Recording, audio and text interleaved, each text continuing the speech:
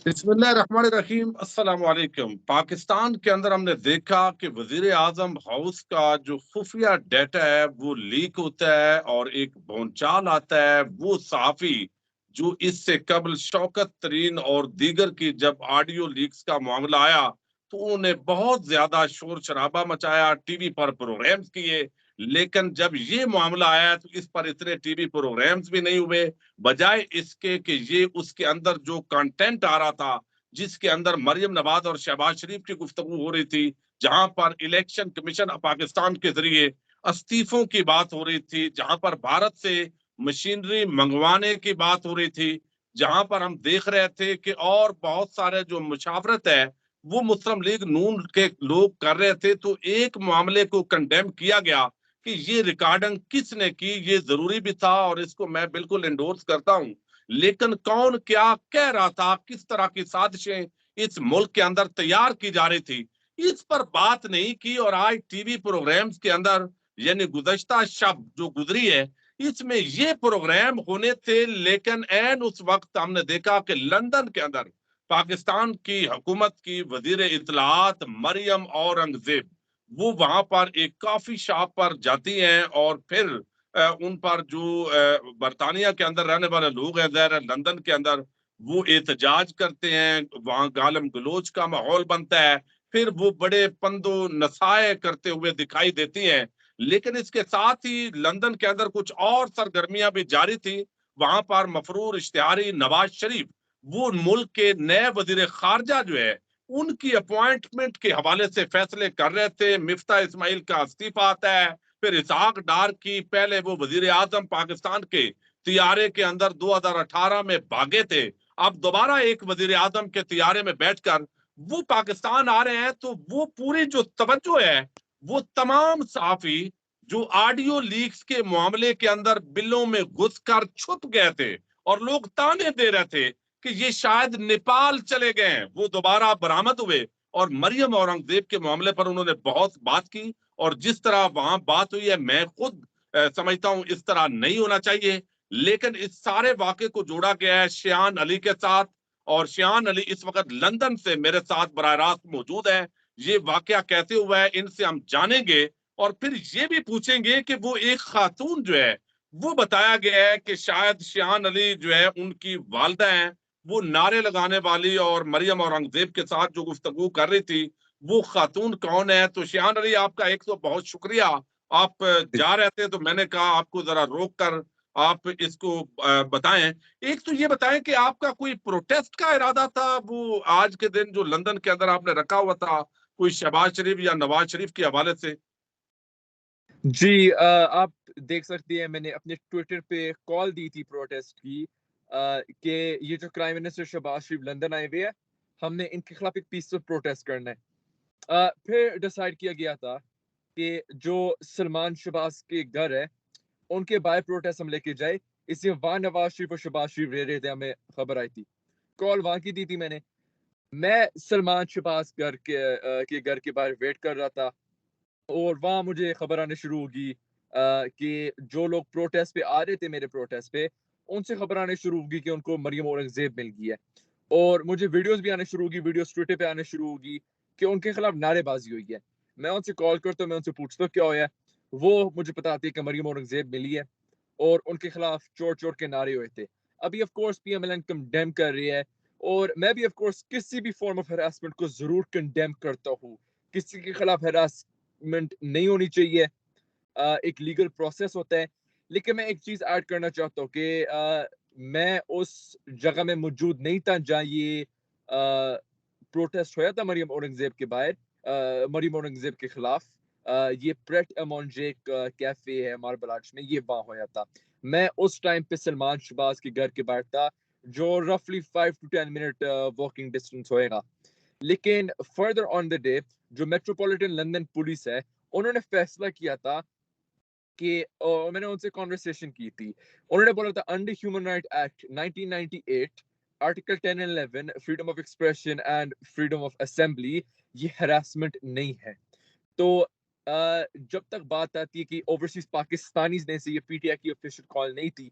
Overseas Pakistanis ने मरियम नवाज के खिलाफ हरासमेंट की है as far as I know right now, legally speaking, it is not harassment. It's a Human Rights Act 1998. I will reiterate. लेकिन मेरा ख्याल है Article, ये मुनासिब अमल तो नहीं है, जो इस तरीके से कोई भी कॉफी I think, शॉप पर of course, जाता है और ये बात करना जी, मुनासिब तो नहीं है। जी, मॉरली स्पीकिंग आप जरूर इसको कंडेम कर सकती है, लेकिन लीगली स्पीकिंग इसके खिलाफ एक्शन नहीं लिया जा सकता है एज अच्छा फार एज आई ठीक, क्या सो फार। ये आपने यानी ठीक है, बरतानिवी लॉ के तहत ये हिरासमेंट के अंदर नहीं आता, नहीं आता है, लेकिन बिल्कुल। आपने ये कॉल क्यों दी हुई थी? वहां पर कोई शहबाज शरीफ आ रहे थे और सलमान शहबाज का जो ऑफिस है जहां पर आज नवाज शरीफ और शहबाज शरीफ की और बाकी लोगों की मुलाकात हुई है, तो वो इस जगह से कितने फासले पर था? जी, ये जो आज कॉल दी थी, ये नॉर्मल स्टैंड हो प्लेस जहाँ नवाज शरीफ के ऑफिस है, ये वहाँ कॉल नहीं थी। ये थी कॉल सलमान शहबाज के घर के बाहर। इस ये खबर आई थी कि जो नवाज शरीफ है, सलमान शहबाज है, ये सब शहबाज शरीफ ये उधर रह रहे हैं और उधर मीटिंग्स हो रही है और उधर मीटिंग्स हुई थी। इसलिए हमने देखा था इसाक डार गए थे अपनी गाड़ी में, हमने शरीफों को भी देखा था अपनी गाड़ी से निकल रहे थे, उनके खिलाफ ऑफ कोर्स हम पीसफुल प्रोटेस्ट कर रहे थे तो नारेबाजी हुई थी। ये इसका मकसद था कॉल का। इसे पाकिस्तान में प्रोटेस्ट शहबाज शरीफ के खिलाफ नहीं कर सकती हो। इसे अगर करोगे आपको कॉल आती है अननोन नंबर से कि और वो धमकियां देने शुरू हो जाती है। लेकिन यूके में आपको मैं फिर से बोलता हूँ ह्यूमन राइट एक्ट 1998 हमें प्रोटेक्शन देता है। और वह जो मेट्रोपॉलिटन पुलिस है, मैं आपको ये भी बताता हूँ, ये नून लीग का मीडिया सेल नहीं बता रहे, मेट्रोपॉलिटन पुलिस हमें वहां प्रोटेक्शन दे रही थी, इनको नहीं, मरियम औरंगजेब को नहीं। मेट्रोपॉलिटन पुलिस हमारी प्रोटेक्शन के लिए आई थी और ओवरसीज पाकिस्तानी के प्रोटेक्शन के लिए आई थी जो प्रोटेस्ट कर रहे थे शहबाज शरीफ के खिलाफ सलमान शहबाज के घर के बाहर। इससे शहबाज शरीफ, नवाज शरीफ, पूरी पीएमएल की जो लीडरशिप है मेन जो यूके में मौजूद है, वो आई हुई थी सलमान शहबाज के घर में और यहाँ मीटिंग हुई थी और इसलिए हमने वहां प्रोटेस्ट किया था। इसलिए पाकिस्तान में हम नहीं कर सकते प्रोटेस्ट, इसलिए धमकियां देती है, ये लोगों को खामोश कर देती है। तो यूके में हमारे पास राइट है और आप देख सकते हैं मेट्रोपॉलिटन पुलिस ने हमारे राइट को प्रोटेक्ट किया था।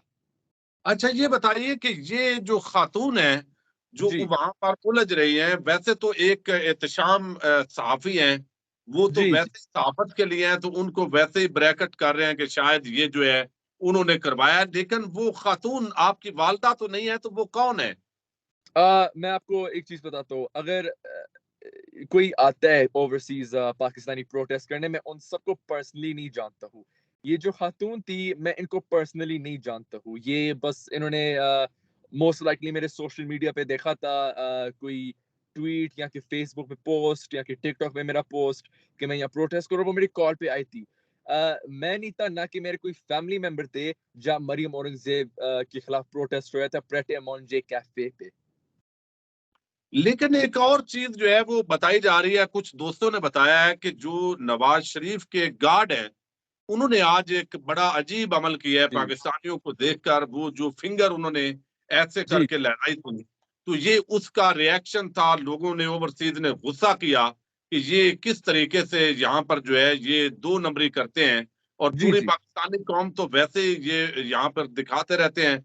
अता तारड़ ने भी यहाँ एक फिंगर दिखाई थी, और अब ये इनका इंतखाबी निशान ही बनता जा रहा है, तो इसका एक रद्द अमल बताया जा रहा है। जी, देखिए, ये जो ओवरसीज़ पाकिस्तानीज़ का आपने आज फ्रस्ट्रेशन देखी थी जब मरियम औरंगज़ेब के खिलाफ प्रोटेस्ट होया था, ये होया है इसलिए कि अपने आप को बहुत बड़े गुंडे समझते हैं कि ये अनटचेबल है, कि ये कानून से ऊपर है, ये कानून से ऊपर नहीं है।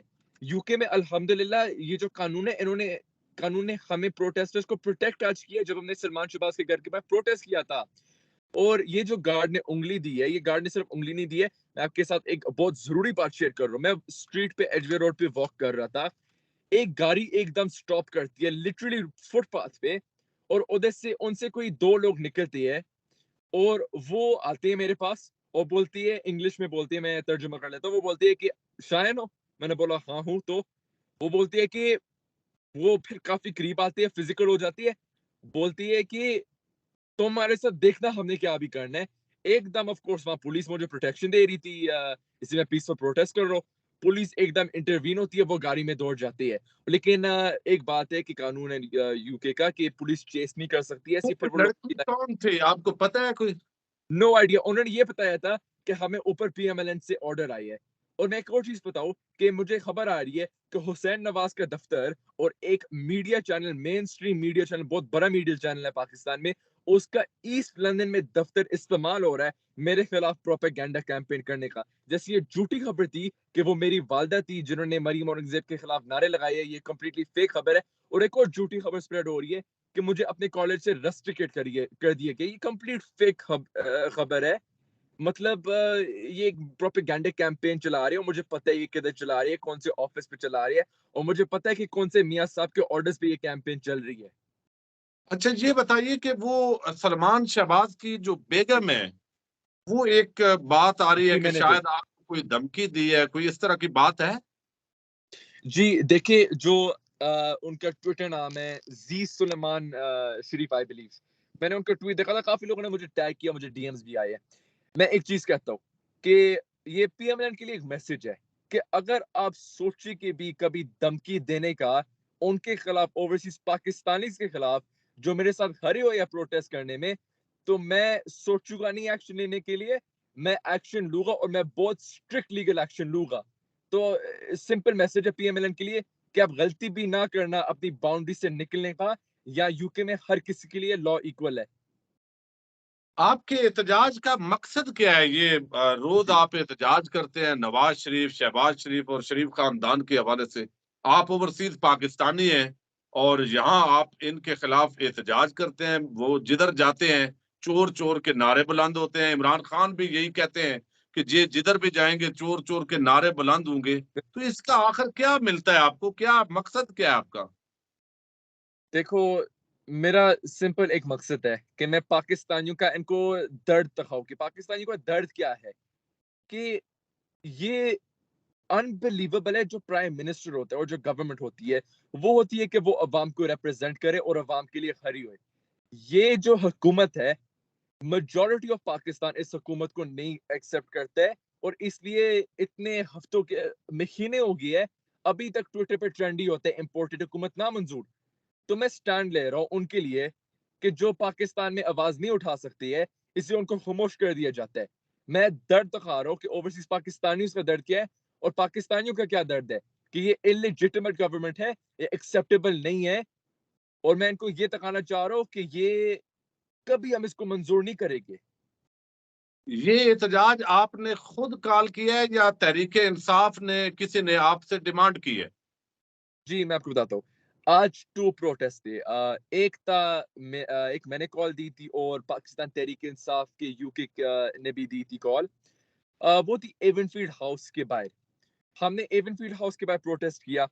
उसके बाद जो सलमान शहबाज के घर के बाहर प्रोटेस्ट था, उससे तहरीक इंसाफ का कोई लेना देना नहीं था। वो मेरी कॉल पे था, जो ओवरसीज पाकिस्तानी आए थे उस पे। लेकिन मैं रीटरेट करता हूँ, जो मरियम औरंगजेब के साथ होया था, ऑफ कोर्स मॉरली हम उसको कंडेम कर सकते हैं। Legally I mean as far as I know you can't take legal action against that. Human rights act उसको प्रोटेक्ट करता है प्रोटेस्टर्स को। लेकिन जो एवेंटफील्ड हाउस के बाद हुआ था आफ्टर 3 पीएम यूके टाइम, उससे पीटीआई यूके का कोई लेना देना नहीं है। इसलिए वो सब ओवरसीज पाकिस्तानी मेरी कॉल पे आए थे सलमान शहबाज के घर के बाहर। और मैं ये रीइटरेट कर रहा हूँ कि जो मरियम औरंगजेब के साथ हुआ था वहां मैं मौजूद नहीं था। However, Human Right Act 1998 article 1011 protect करता है, तो लीगल एक्शन नहीं लिया जा सकता है। जी, thank you very much Shehan Ali. हमने देखा कि वो सहाफ़ी जो नेपाल चले गए थे, अचानक वो मरियम औरंगज़ेब के वाक़े पर बरामद हुए। लेकिन ऑडियो लीक्स का जो मामला आया है, हम आवाज़ उठाते रहेंगे। उसके अंदर मरियम नवाज़ शहबाज शरीफ से क्या कह रही हैं और लंदन में बैठकर नवाज़ शरीफ किस तरह तकर्रियाँ कर रहा है और पाकिस्तान के मुस्तकबिल के फैसले कर रहे हैं। क्या इस पर अंसार अब्बासी, अहमद मीर सलीम साफ़ी, गरीदा आसमा, सुहेल वड़ैच, नजम सेठी और तबका मलामतिया और वो कभी बात करेगा या सिर्फ मरियम औरंगजेब का जो दुख है, जो तकलीफ है, वो देखी जाएगी या पूरी पाकिस्तान की जो तकलीफ है, उस पर भी नजर रखी जाएगी। बहुत शुक्रिया, इजाजत दीजिएगा। अल्लाह हाफिज।